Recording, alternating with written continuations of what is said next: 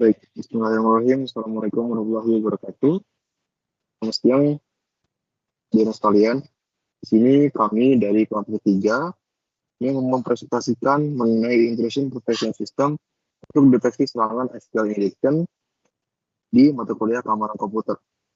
Kelompok ini beranggotakan 4 orang, yaitu Ahmad Farisi, Muhammad Khalil Gibran, Muhammad Rehan Maulana, dan juga Muhammad Ridho Yunadika dengan NIM yang sudah kita tuliskan di layar. Selanjutnya untuk studi kasus, yaitu perusahaan teknik informatika yang memiliki sebuah web server akan menyimpan data sensitif dari klien. Server ini berada di jaringan internal perusahaan dan diakses menggunakan internet. Perusahaan yang menyadari ancaman dalam server ini, yang terutama adalah serangan SQL injection, akan menyasar ke dalam aplikasi web mereka. Terus sebagai langkah pencegahan, perusahaan yang menerapkan Intrusion Prevention System atau IPS yang dapat mendeteksi dan memblokir pola-pola serangan dalam SQL injection. Jadi kami diminta memerankan IPS sederhana pada router dengan menggunakan dasar-dasar untuk memantau dan mencegah pola serangan pada SQL injection. Untuk jaringannya, kita mendesain sebuah topologi yang terdiri dari satu router, satu PC, satu switch, dan juga server. Untuk selanjutnya akan disampaikan oleh Mas Rehan.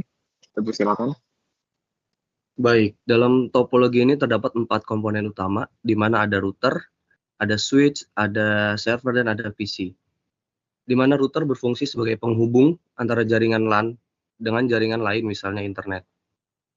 Kemudian switch berfungsi untuk menghubungkan beberapa perangkat di jaringan LAN atau jaringan internal, seperti server dan router. Selanjutnya server berfungsi sebagai pusat layanan dalam jaringan, seperti web, DNS, atau database.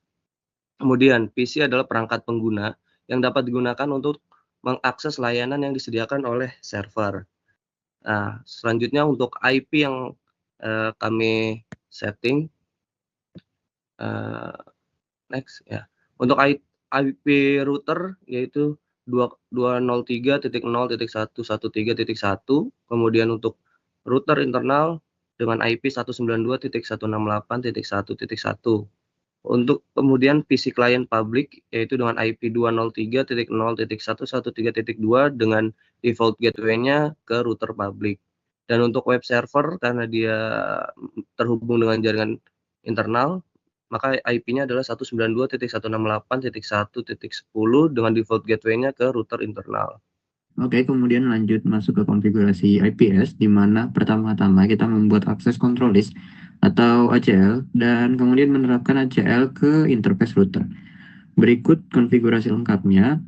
Dalam komen pertama kita harus membuat sebuah konfigur terminal untuk masuk ke mode privilege exec dari mode user untuk mendapatkan akses penuh atas router, dan kemudian kita membuat komen access list 100 deny TCP any EQ 80. Nah, ini untuk membuat berpindah ke global configuration mode untuk melakukan konfigurasi perangkat router. Kemudian lanjut ke access list 100 permit IP any. Nah, ini untuk membuat extend .acl dengan nomor 100.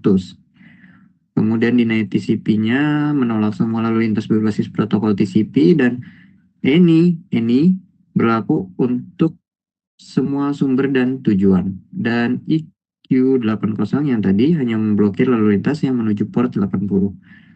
Kemudian menerapkan ACL ke interface router yang terhubung ke jaringan publik. Pertama, kita masuk ke interface fast Ethernet 0 dan memberikan konfigurasi IP access group 100 in, di mana ini merupakan penerapan ACL 100 pada interface fast Ethernet 0 untuk memfilter lalu lintas inbound atau yang masuk ke router. Kemudian berikut ini merupakan hasil uji coba dari browser, di mana saling melakukan komunikasi antar device dengan ditambahkan semacam SQL injection di dalamnya. Berikut untuk rekomendasi akan dijelaskan oleh Bang Ridho. Silakan, Bang Ridho.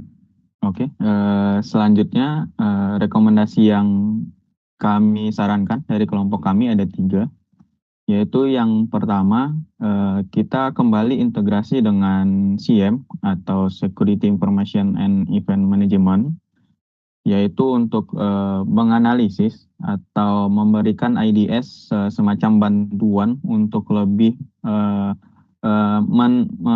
mengetahui serangan yang berlangsung terhadap jaringan tersebut. Kemudian yang kedua, kami juga menyarankan untuk IDS ini mempunyai kemampuan deep packet inspection yang berfungsi untuk menganalisis isi pada paket layer aplikasi, jadi tidak hanya pada headernya saja. Jadi dengan kemampuan deep packet inspection ini, kami berharap IDS ini bisa mendeteksi pola serangan seperti SQL injection. Kemudian yang terakhir, kami juga menyarankan untuk peningkatan kemampuan deteksi dengan machine learning. Dalam hal ini bertujuan untuk mendeteksi perilaku anomali yang dapat menyebabkan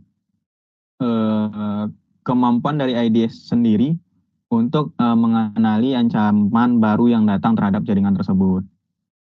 Kemudian selanjutnya, kesimpulan yang dapat kami ambil untuk tugas kali ini, yaitu IPS berbasis Access Control List memiliki efektivitas yang terbatas untuk mendeteksi atau mencegah serangan SQL injection. Dalam hal ini, SQL hanya bisa memblokir secara sederhana seperti memblokir alamat IP, port, ataupun sejenis protokol lainnya. Meskipun dia hanya bisa memblokir alamat tertentu, tapi dia dapat melakukan analisis untuk mendapatkan konten paket seperti deep packet inspection yang telah kami jelaskan sebelumnya, yang berguna untuk mendeteksi pola SQL injection dalam data permintaan tersebut. Sekian kesimpulan dari saya kembalikan lagi ke Gibran. Baik, mungkin yang bisa kelompok kami sampaikan. Kurang lebih mohon maaf jika memang ada kekurangan, itu bisa disampaikan. Assalamualaikum warahmatullahi wabarakatuh.